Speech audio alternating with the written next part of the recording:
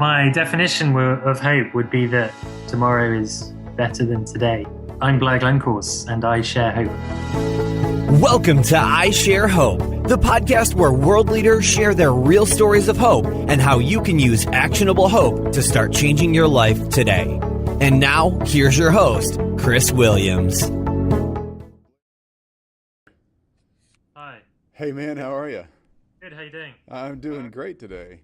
Or evening. Where are you right now in the world, and what time is it? I'm in London, and it is 10 p.m. Well, thanks for staying up for us. Yeah, of course. How you doing? I'm doing very well today. Man, it's great to talk to you. Thanks for your time. Really appreciate it. Yeah, where are you? Memphis, Tennessee, and that makes it 4 o'clock, sunny and about 70. It's beautiful. Wow, very nice. Yeah.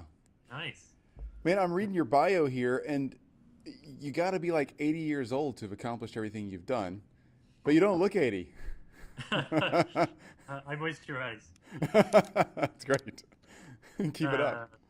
Yeah, thanks. No, I mean, I'm sure it sounds like you're talking to a lot of incredible people. So I am, and I really you see a lot of interesting, people and getting some great stories. I presume.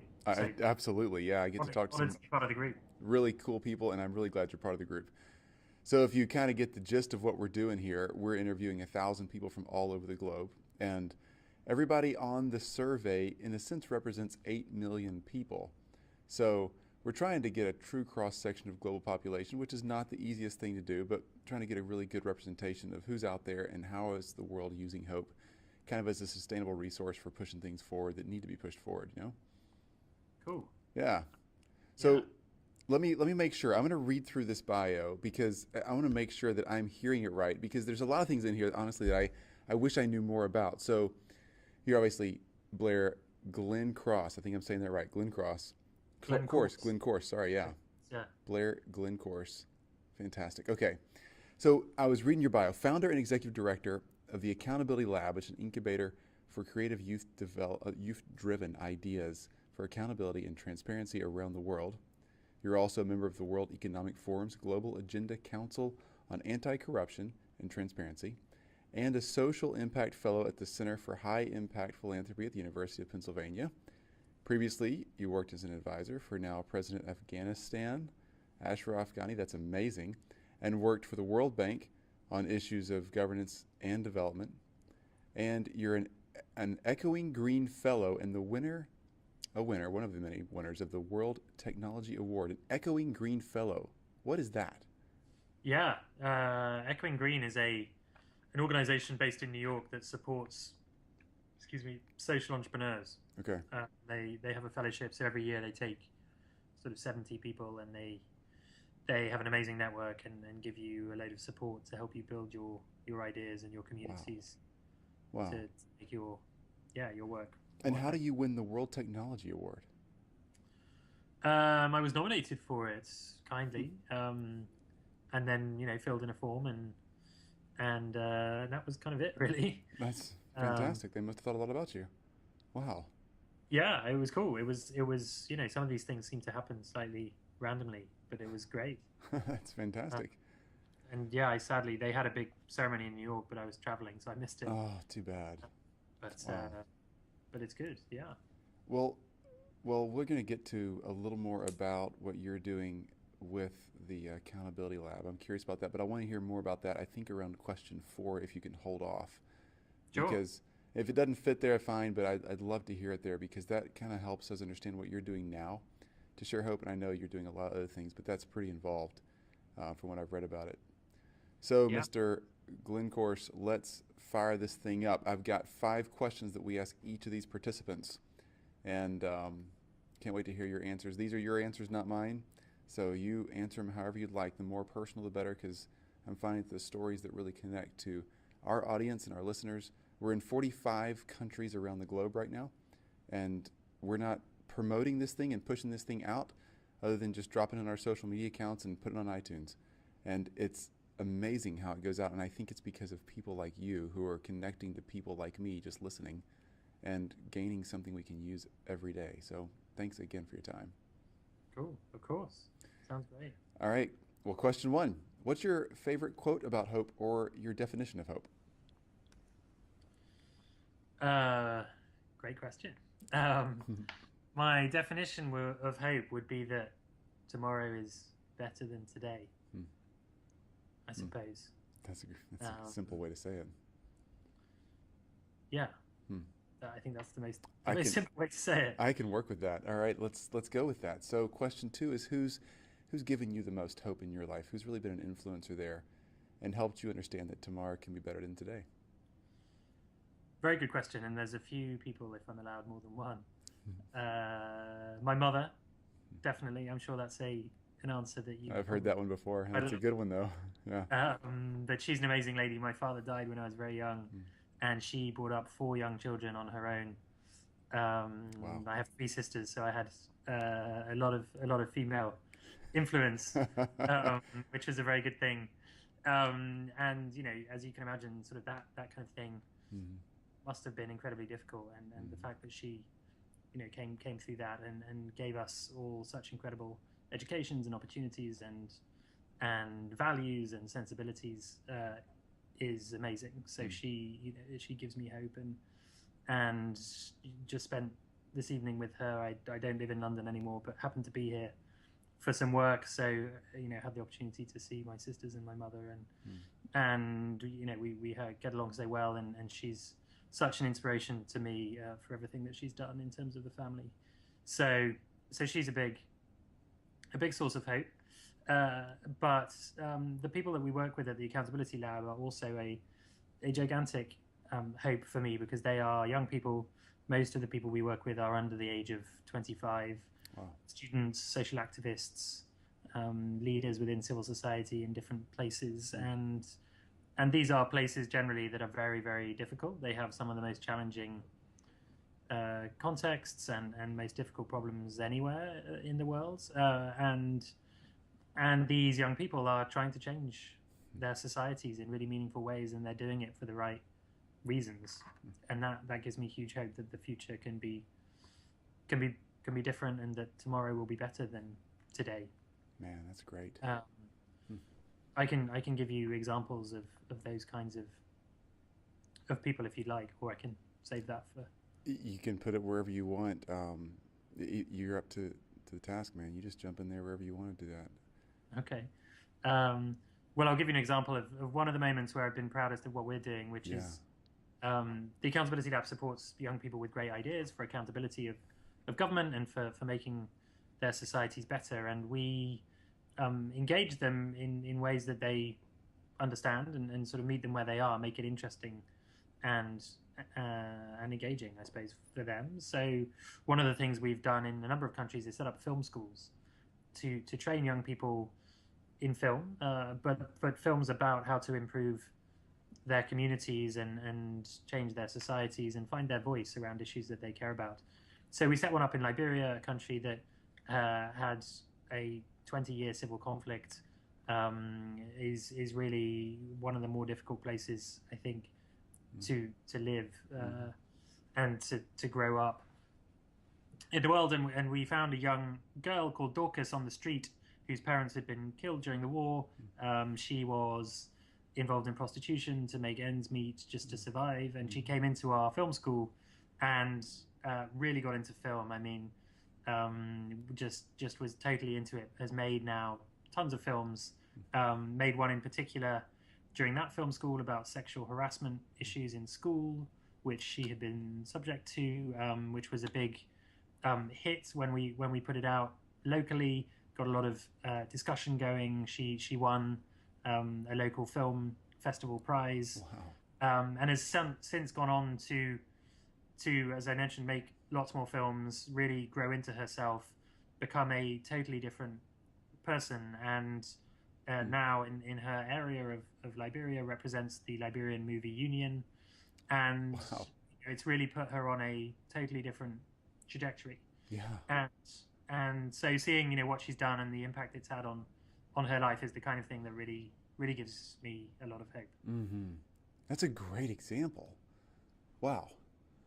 Okay, we're going to get to more of what you're doing on question 4, because, man, I really want to know, and I want our listeners to hear how they can actually find what you guys are doing and follow up with that and see more and get involved if they have the opportunity. So before we get there, though, question 3. So you've got people sharing this hope with you that tomorrow can be better than today.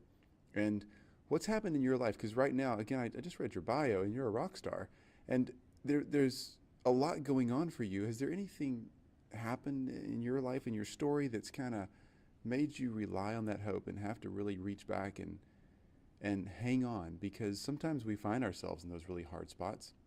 So what have you had to go through that, and how have you beat it? I mean, given some of the places that I worked and some of the things that I've had the privilege to see, my story is not, particularly difficult or unique. I was lucky enough to grow up in the UK. I got a good education. I worked hard, but it was very, very, very lucky. I think part of it again comes back to sort of the way you're raised and the sense of empathy that my family helped me develop, and then trying to generate meaningful experiences and relationships that could help me understand why different parts of the world or different people were in different circumstances. I did go to Zimbabwe when I was fairly young and spent a year there, and really became very interested in why some places had different challenges to others, and the politics of that particular place, and the dynamics that exist there, and that got me into studying and thinking much harder about issues of development and governance and corruption and some of these problems that tend to prevent equal opportunity and inclusive decision making and systems from emerging.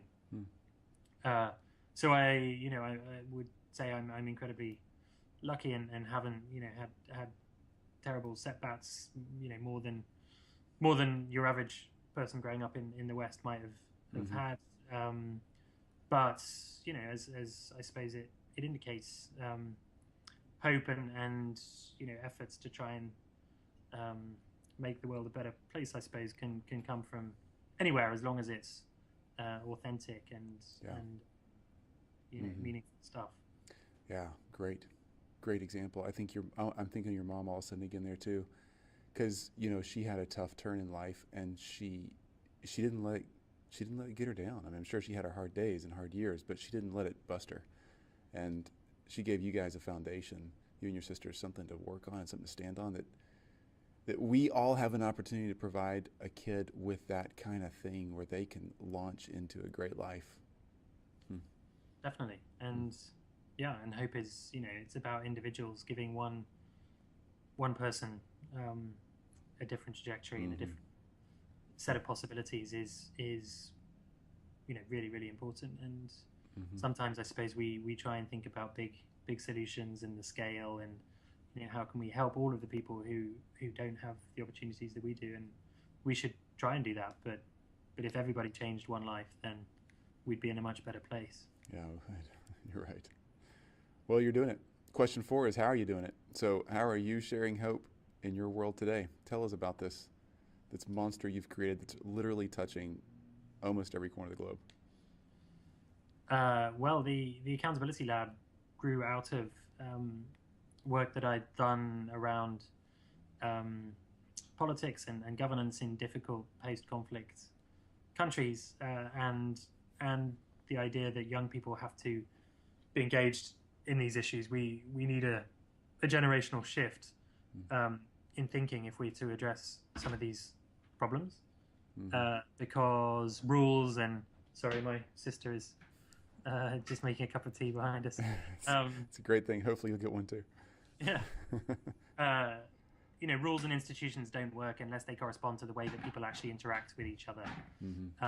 And in some of these places, if schools aren't built, for example, or drugs aren't in hospitals, it's not because they don't have the money for these things. It's because the rules aren't in place or enforced to make those things happen, or the money is stolen, or the communities aren't consulted in the right kinds of ways. So we engage young people in creative ways to change this. And like I mentioned, some of the kinds of ideas that have come through our organization include film schools, So we set up the first ever film school in Liberia, and have been training people to make films about issues they care about. And this was incredibly valuable during the during the Ebola crisis, when we made local films in local languages with some of the students and did mobile cinema around some of the hotspots, to make people aware of what the disease, what the virus was doing, and how they could stay safe, and I think save thousands of lives that way. We have been working with some of the rappers in Liberia on how to use music for social change, and the value of their voice as a trusted mechanism for engaging young people. We have been working in Pakistan with some civic education advocates to really help change the way that citizenship and ideas of citizenship are taught to young people, and what that means in terms of rights and responsibilities as Pakistanis. We've run a very fun and now increasingly popular globally TV show called Integrity Idol, where we ask people to nominate honest government officials. Are there anybody? Does anybody get nominated? Yeah, I mean, there's some out there, huh? Yeah, and that's the idea. You know, we get that reaction in the countries that we work in too, where people feel that, you know, that it's hopeless. There's so much corruption. There's nothing we can do. But what we're trying to do is, as we call it, name and fame, rather than name and shame. Good people who are honest and are doing the right things and acting with integrity. And I gave a TED talk about this recently. I'll send you the link. I love that. We filmed the top 5, and then we put it on TV and asked people to vote by SMS and through social media for their favorites. And in Nepal, the first time we did it, it was a surprise success. We put about $5,000 into it, and we had about 4 million viewers. Whoa. Yeah, which is about 10% of the population. Whoa. People really got into it. And so we've done it twice now in Nepal and in Liberia last year, where an amazing nurse won the competition for doing incredible things during the Ebola crisis. And so this year we're doing it in 5 countries. Oh my goodness. In different ways. And that's really cool.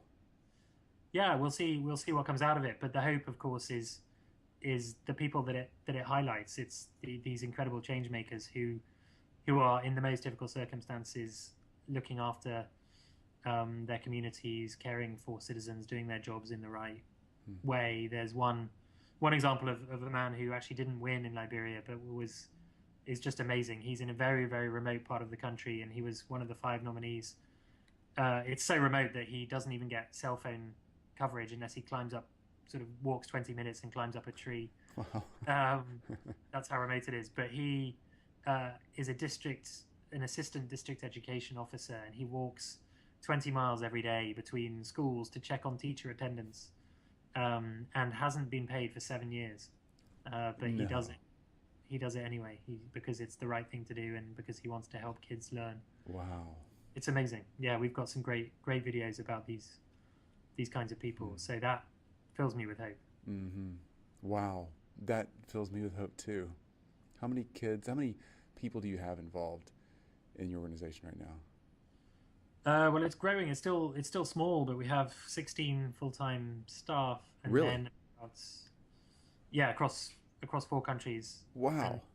And, nearly 200 volunteers. Amazing. That's way bigger than I was expecting you to say. That's fantastic. Yeah. Wow. And how many of these projects do you have going on at one time? So you have, all these volunteers. You've got a lot of communication going on, a lot of stuff coming and going, data, videos, everything. How do you keep up? Yeah, it's a lot of work, but it's something that I think is really important, and it matters. And so we're lucky to have a really great team, and it's a team effort, and everyone pitches in, and so we're managing and growing. So hopefully bringing in more capacity as we need it as well. I read something not long ago that said that most of the world's revolutions historically were started by youth, that high school to college age range that we see now. But yeah, that energy you're getting and the passion, the creativity. I think when we grow up, sometimes we lose our ability to see through the crap, for lack of a better way to say it, and just call a spade Yeah. and find the good and the bad, and then have enough energy to do something about it, you know? Yeah. I agree. I really think for tons of reasons, including the ones that you pointed out, young people are the right people to work with if we want to change the world. It's, they're more engaged, they're more energetic, they're more in touch with technology and networked than ever before. And demographically, I mean, over 50% of the global population is under the age of 25. In some of the countries we work, it's a lot more than that. Yeah. So, these are the people that we need to really be thinking about if we want to see a better future and have hope for a better future. Because if we don't, then not only we're not going to have a better future, things are going to get worse, because there's a lot more people coming through who perhaps won't be thinking about how to make it better, but will find other ways to deal with the challenges that they face. Yeah, they will.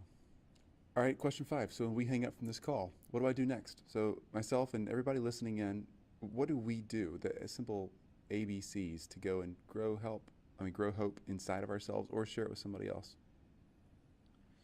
I think it begins with each of us. Absolutely. It's, sometimes it's easy to see people doing great things and rely on others to kind of try and create the change that we want to see.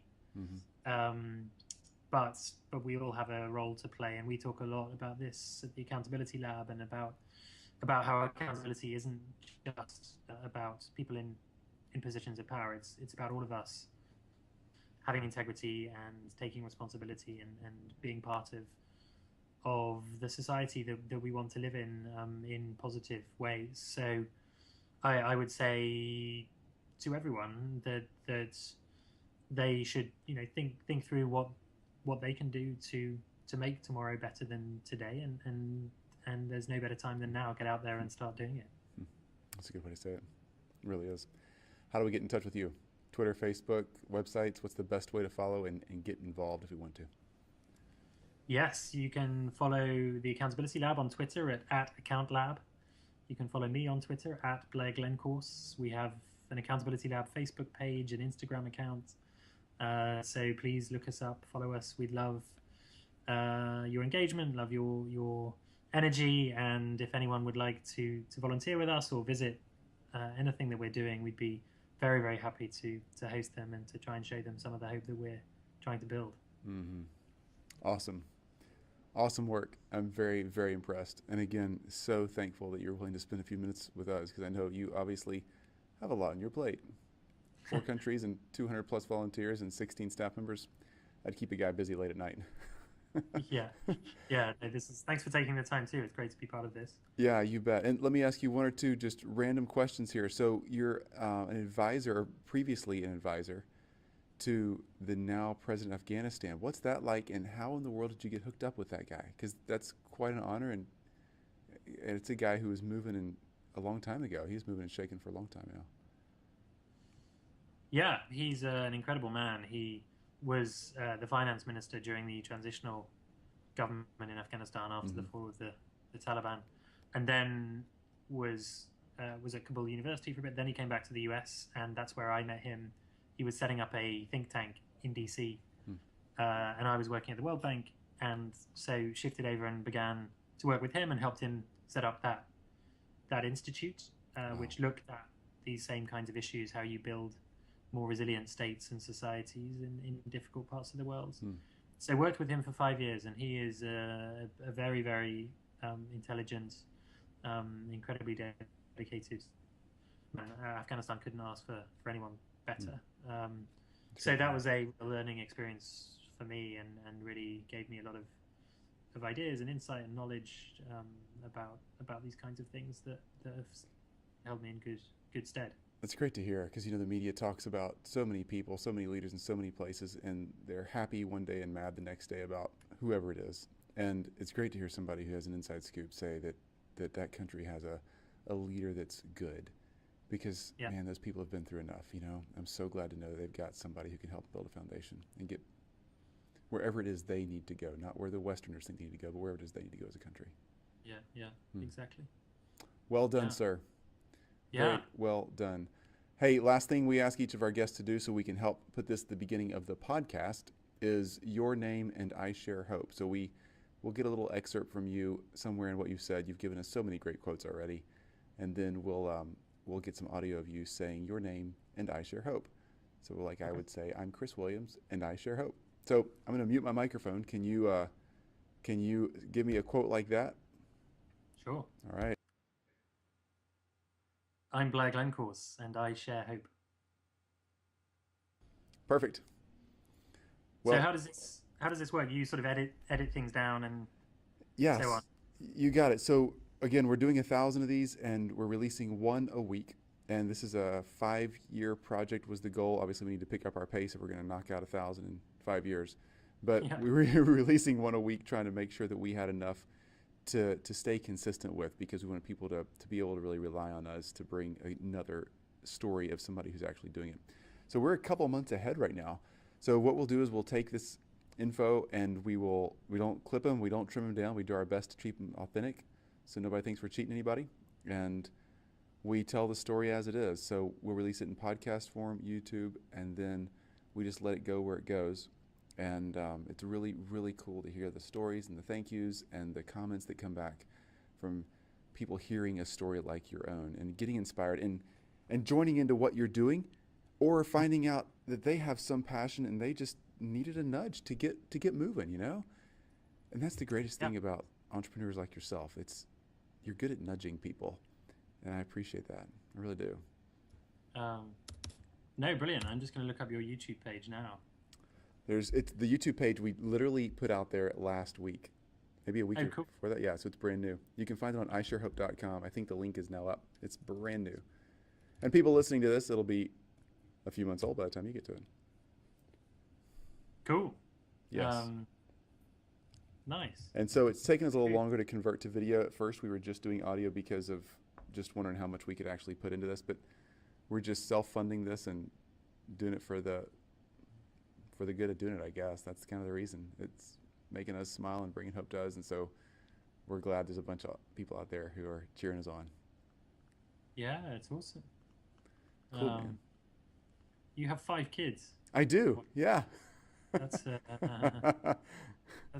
going to give some people some hope. Gives us hope a lot of days. It really does. Yeah. We love our kids. They're great. Youngest is 8, oldest is 15. So they're all in there tight together, and man, they're a great bunch. Wow. How about you? You got a family? No, not yet. Hey, you got enough going on. I'm not sure that you could have gotten it done if you had have. Yeah. So you're not you don't live in London now. You're at your sister's house, obviously, in her kitchen. Yeah. So where do you live? I live in DC, actually. Cool. That's great. So how long are you in London? Just this week. And then heading to Nepal. Oh, wow. Yeah. Are you in the areas where the big earthquakes were a year or so ago? I was there, yeah. You were there when it happened? Yeah. No way. Yeah. So actually, it's the anniversary coming up on the 25th. So I'm heading over there. We're doing a whole series of events and sort of campaigns, and we did a lot of work after the earthquake, which I actually didn't mention during our interview, but has been fascinating and tons of hope. Actually, I'll send you we set up a film school there as well. Wow. And we're just finalizing, before I spoke to you, a website with 5 films that students in the film school made about resilience and hope after the earthquake. Wonderful. Yeah, please send all those things over. In fact, anybody listening in, we're going to put these things at isharehope.com at Blair's interview page. So if you just look up isharehope.com, look for Blair on the interview list, and you'll find all the links that Blair's mentioning. We'll make sure everything's posted there because we want to get people connected. I mean, I would love to talk to somebody, or actually a group of people in Nepal for this project. We don't have anybody there yet, and obviously language barriers are pretty intense. But if you got anybody who's got the ability to translate or speak English, either way, I'd love a foot in the door there. Yeah, just someone that, someone who is leading a community and sharing hope. That's what it comes down to. And we find that, we've interviewed literally knights from your queen, all the way down to little village leaders in in the most hard to reach places in Africa. But if we can find a person who's actually leading their community, then that's who we want to talk to, because every community does this differently, and communities define hope and what they're hoping in differently, and the way they reach out to people are different. And so we want to really get that cultural connection with somebody who's born and raised there and who's doing it. Yeah, I mean, I can definitely introduce you to someone that comes to mind. Okay, that'd be great. Yeah, I'll do that now. That'd be wonderful. Thank you very much. Yeah, and he speaks good English. Oh, even better. That's great. Yeah. So sometimes we translate these into both languages. Sometimes we'll have a parallel podcast, but somehow podcasts get translated on their own. I'm not sure how it works, but we release them on iTunes and they show up all over the world in different languages. So wow. Somebody's, fascinating. I guess technology, it's grabbing them and pulling them, but either way. That's cool. Yeah, it is cool. All right, man. Yeah. Great. Well, great to talk to you. Appreciate your help and enjoy your time in London. Have a good trip. Thanks. Good luck with all of this. It's okay. Amazing. Thanks. Bye-bye. Yes, bye. You've just listened to I Share Hope. If you're ready to make a change, head to our website at isharehope.com and claim your free copy of the top 10 actions of hope from world leaders to use hope in your own life. Thanks for listening, and we'll talk to you next time.